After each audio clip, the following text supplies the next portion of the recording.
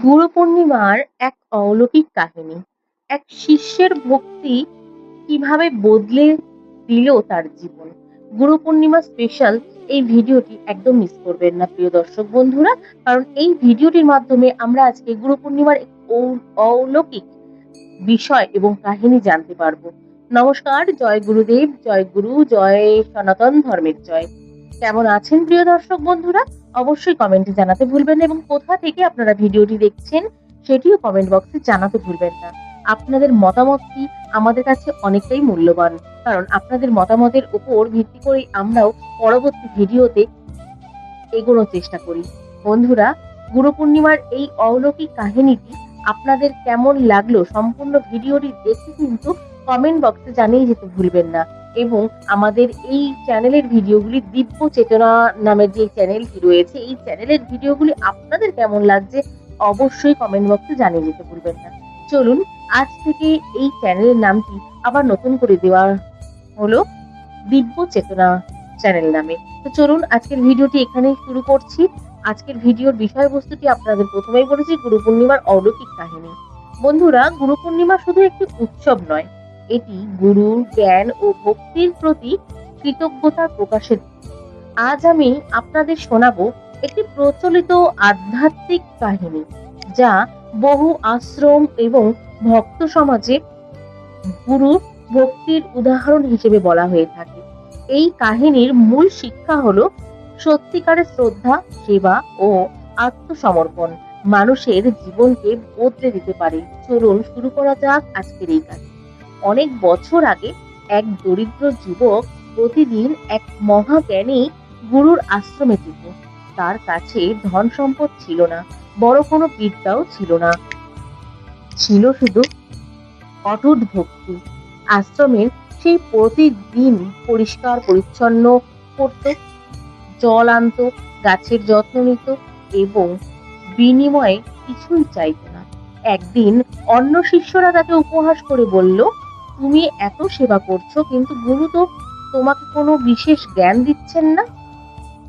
যুবক শুধু মৃদু হেসে বলল, গুরুর সেবা করাই আমার সবচেয়ে বড় শিক্ষা।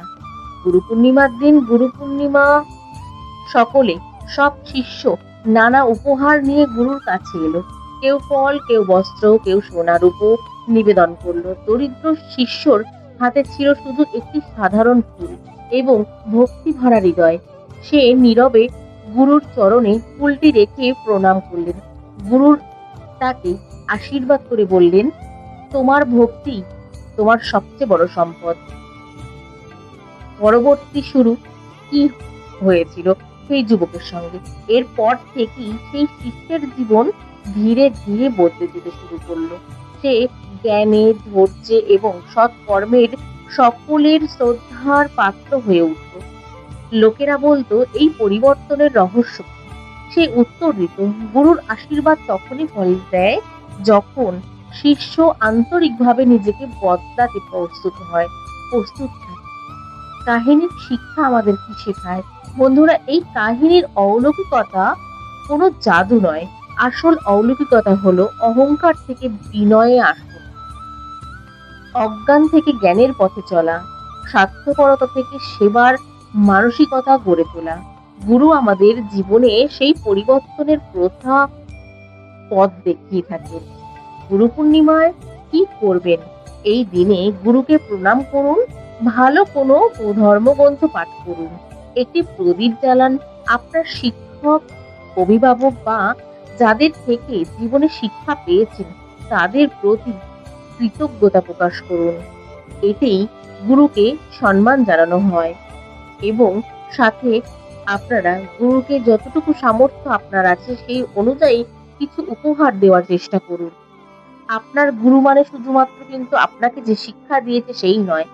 আপনার গুরুজন যারা যারা রয়েছে তারা সকলেই আপনার গুরু। আপনি যাকে মনে করেন আপনার নিজস্ব জীবনের আদর্শ এবং গুরু, তাকেই আপনি কিন্তু সেই জিনিসটি দিতে পারেন, সেই জিনিসটি করতে পারেন। শেষে একটি কথা বলবো বন্ধুরা, আজকের এই কাহিনী যদি আপনাদের কোনোভাবে ভালো লেগে থাকে অবশ্যই আপনাদের মতামতটি কমেন্ট বক্সে জানাতে ভুলবেন না। তাহলে ভিডিওটি লাইক করুন এবং আপনার পরিবার এবং বন্ধুদের সাথে শেয়ার করুন। কমেন্টে লিখুন, জয় গুরু, জয় গুরুদেব, আর জয় সনাতন ধর্মের জয়। আর আমাদের এই দিব্য চেতনা চ্যানেলটিকে সাবস্ক্রাইব করে যেতে একদম ভুলবেন না প্রিয় দর্শক বন্ধুরা। পরবর্তী পর্বে আরো একটি গুরু পূর্ণিমার বিশেষ মাহাত্ম্য ভিডিও নিয়ে চলে আসবো। ততক্ষণ পর্যন্ত সকলে ভালো থাকবেন এবং সুস্থ থাকবেন। আজকের মতন এখানে বিদায় জানাবো। জয় গুরু, হর হর মহাদেব।